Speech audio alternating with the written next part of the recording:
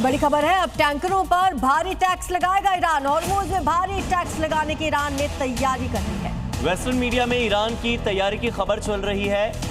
$2 million प्रति tanker पर tax की तैयारी है, ऐसा सूत्रों के हवाले से खबर है। हॉर्मुज़ से गुजरने वाले टैंकरों पर टैक्स लगाने वाला ईरान। अमेरिका शर्त नहीं माना तो ईरान की तैयारी है।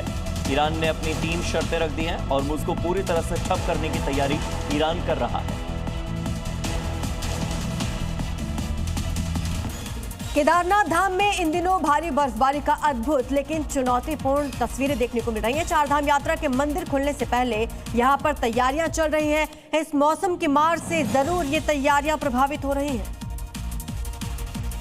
केदारनाथ धाम में लगातार हो रही भारी बर्फबारी से पूरा इलाका 3 से 4 फीट मोटी बर्फ की चादर से ढक गया है। शून्य से नीचे तापमान और बिगड़ते मौसम के बावजूद उत्तराखंड पुलिस और भारत तिब्बत सीमा पुलिस के जवान पूरी तरह से मुस्तैद हैं। सुरक्षा बल लगातार गश्त कर रहे हैं ताकि मंदिर परिसर की पवित्रता और श्रद्धालुओं की सुरक्षा बनी रहे। अत्यंत प्रतिकूल परिस्थितियों में भी जवान अपनी ड्यूटी पूरी निष्ठा से निभा रहे हैं, जिससे केदारनाथ धाम में सुरक्षा व्यवस्था मजबूत बनी हुई है। गंगोत्री धाम में हालिया बर्फबारी ने प्रकृति का अनुपम सौंदर्य बिखेर दिया है। 4 फीट ताजी बर्फ की चादर से ढके पर्वत और मंदिर क्षेत्र स्वर्ग जैसे नजारे पेश कर रहे हैं।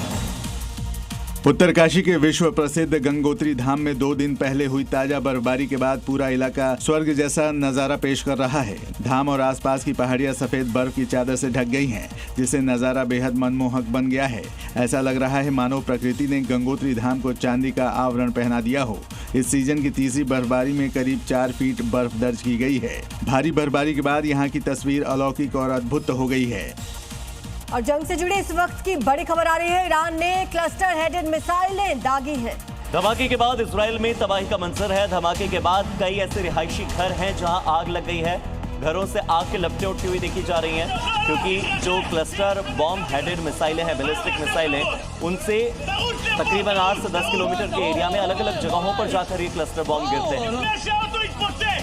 तो कैसे इस धमाके के बाद अफरा तफरी का माहौल बन गया, लोगों में दहशत फैल गई। तस्वीरें बयां कर रही है कई इलाकों में इसके बाद आग। इसी बीच युद्ध से जुड़ी एक बड़ी अपडेट आपको दे दें। लेबनान के बिंत जबील से अपडेट है, जहां इजरायली आर्मी के ड्रोन को निशाना बनाया गया। हजारों फीट की ऊंचाई पर उड़ रहा था ड्रोन हर्मीज, जिसे ढेर कर दिया गया। ड्रोन को हवा में ही मार गिराने का वीडियो सामने आया है।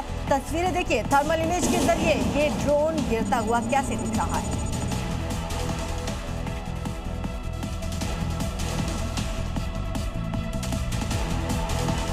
और बहाल हो गया है।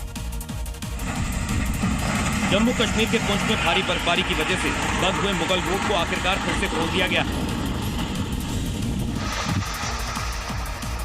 79 आरसीसी टीम ने कड़ी मेहनत करते हुए सड़क से बर्फ हटाने का काम पूरा किया, जिसके बाद पुंछ और कश्मीर के बीच ट्रैफिक बहाल हो गया।